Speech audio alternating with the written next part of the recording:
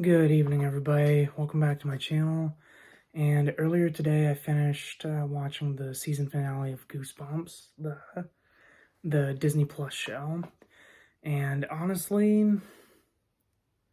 there were some good parts and there were some bad parts. Overall, the series was okay. It had some episodes I really liked. It had some episodes that I didn't really care for. Um, I still think that the first half is actually better than most of the episodes that started coming in week after week. Um, Honestly, my personal favorite is Go Eat Worms, mostly because that's the only episode that really like delved into like body horror and also kind of opened up the discussion about some adult themes such as the main kid that's the focus of the episode, Lucas. He's trying to do this like dirt bike road that his dad died doing, and it's revealed at the end of the episode that his father committed suicide by doing that. Uh, so I like to see that episode as the one that like really started talking about like more mature themes, right? I never cared for the teen drama, especially that love triangle that happened towards the end. It just made it feel like a CW TV show. Um, the first episode was okay. Um, Although for the episode being called "Say Cheese and Die," I feel like it should have like focused more on the evil camera that the episode is supposed to be titled from. Same with the Haunted Mask episode, although there were some really good moments in that one, such as like when the girl who wears the mask like actually turns into the monster and she starts like destroying her house, and the kid tries to call her to like get her help, and that's when he realizes that the phone that he hears ringing is in the monster's pocket, right? So that part was cool. Um, the Cuckoo Clock of Doom, it was okay, not my favorite. The fight scene between like all the time loop clones was kind of cool. Um, Fifth episode I didn't really care for. That was the one about like the scrapbook and everything.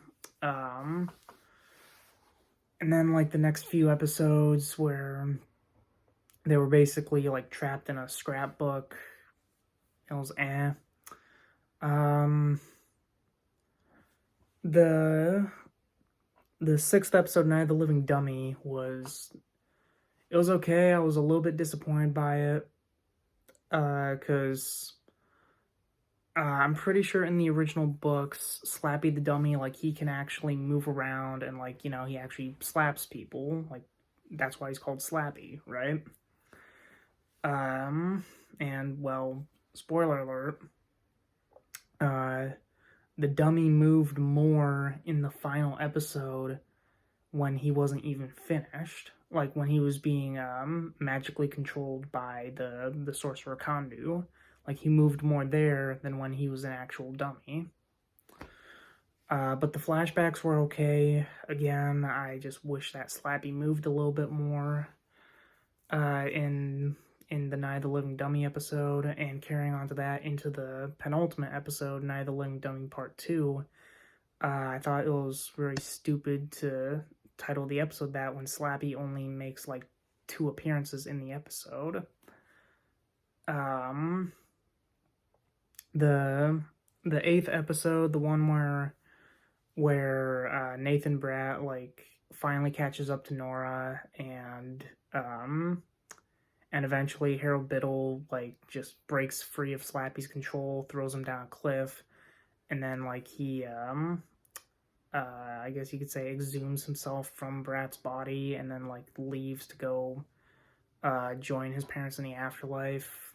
That was all right. Personally, I think that should have been the end of the season, and then the second season should have opened up with Night of the Living Dummy Part 2, just with a different name. Um, as I've said in my posts, Justin Long is the highlight of the series. Like he plays goofy and funny really well, and he can also play like a really intimidating character, especially in episode 8 when he's chasing Nora through the snow.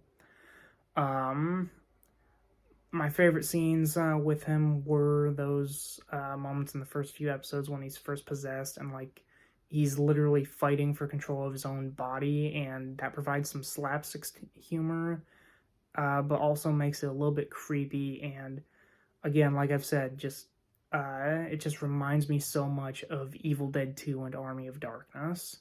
And I don't know if that was their intention, but it's still awesome. Um, the last couple episodes, the one where it really ramps up about Nathan Bratt wanting to like have a different ending to the book that he's writing about his and the kids' experiences, which again, as I've said before, like they really dropped out of the ball with the whole commentary that they're trying to do with this series. Like they could have easily uh, had like a message in there about how like people like profit off of others like tragedies. Like if you remember back in Rob Zombie's Halloween 2, that's exactly what Dr. Loomis did. He wrote a book about like Michael Myers and his family, and because of that, like basically everyone in Haddonfield hated him. Like during a book signing in the second film, the father of one of Michael's victims actually tried to kill Loomis, and Sheriff Brackett also tried to kill Loomis. So like everybody hated his guts, and even his PR assistant told him that it's scummy for him to uh profit off of basically the tragedy of an entire town. And they could have easily done that for the last couple episodes, but I feel like they didn't. Um,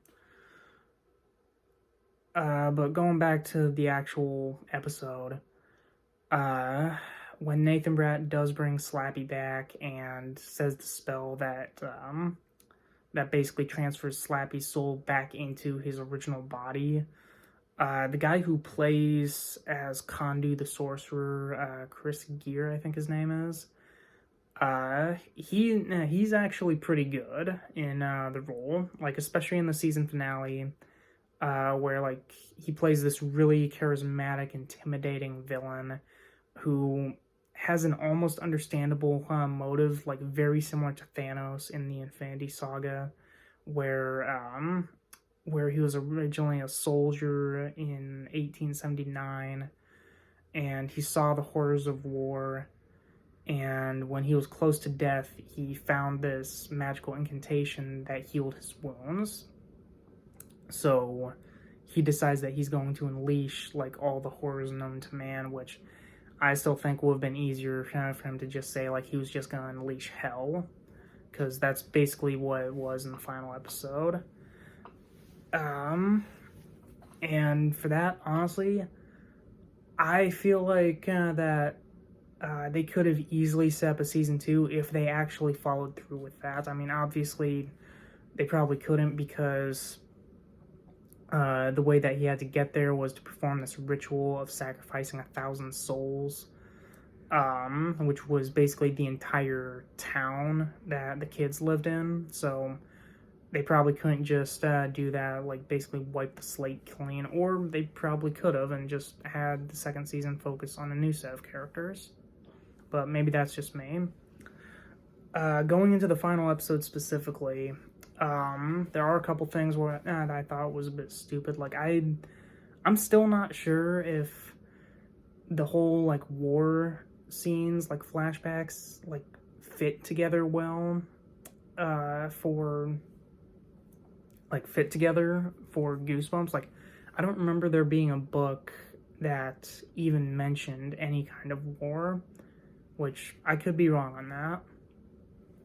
But I still think that like it would have been way better if Kondu was like an archaeologist or whoever who like just stumbled upon the cave by accident or tomb, whatever it's called, and he read the incantations, and like he's already seen the worst of humanity in the past, so like he would still be on board to like sacrifice a bunch of people, right? And then um and then that dog that gets brought back in the previous episode, like the vampire dog from Give Yourself Goosebumps, who I don't think anybody else would know what that is, even if they're slightly familiar with the Goosebumps brand. That dog gets taken out like really quickly. Like it basically served no purpose in the last two episodes. As for Kondu himself, once he gets defeated, like for one thing, one of the kids, Margot, she basically reads the spell that saved Kondu's life. She reads it backwards, and he reverts back into the soldier from 1879, complete with like his uniform and apparently a gun. Why he didn't just read the incantation the way it's supposed to be, I don't know. Unless if by reversing the spell and like reverting him back to like being in uniform and with the guns, that somehow strips him of his knowledge of the spells. I don't know. If that's what they were trying to go for, then it wasn't really articulated well. And then apparently, in addition to Kondu having his uniform and gun back, the gun is fully functional, so he shoots one of the other kids, Isaiah, and Isaiah ends up in the hospital. And this is after like Kondu is like dragged into hell. So I mean, I already knew how it was gonna end from a mile away. Margot was gonna use the book again to bring Isaiah back to life. Personally, if they do a season 2, that would actually be an interesting angle to go with, where like the magic like corrupts the user, kind of like the symbiote suit from Spider-Man, or now I can't think of anything else from there, but I don't know. I think that would be a cool angle for season 2, if like using the magic slowly corrupts the kids. That would be interesting to see. I mean, it's more interesting than the actual ending we got, which was Nathan Bratt looking in the mirror and seeing Kondu, and that's just going to be a retread of season 1. Like that makes no sense. Like he's already been possessed before. I don't get why he's gonna be possessed again, so that he can just try doing the ritual all over again. Like we've already done that. Like again, they should have found a way to do the ritual and just unleash every horror known to man, and that would have been a great way to bring in like all the other monsters from the books, like bringing in like the monster blood. Crap, I'm trying to think of who else. The monster blood, the living plants from Stay Out of the Basement, the scarecrows from The Scarecrow Walks at Midnight.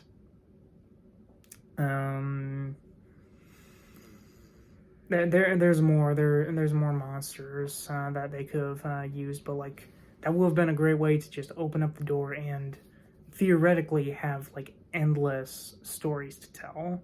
Like go back to the anthology route, and like even like at the end of every episode have something that ties them all together, similar to what the Horrorland series did, where like the first half was the solo story, and then the second half was the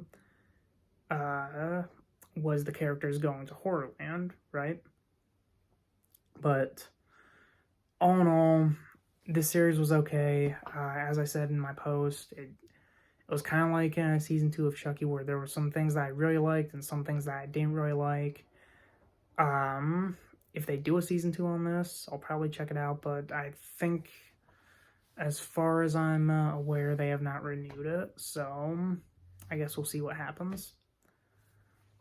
And that's really it for this review. I might do more TV show reviews. This is really the only one that I've done aside from Chucky, so we'll just have to wait and see. But you guys all have a nice night, and I will see you guys whenever I drop the review of Thanksgiving. Good night.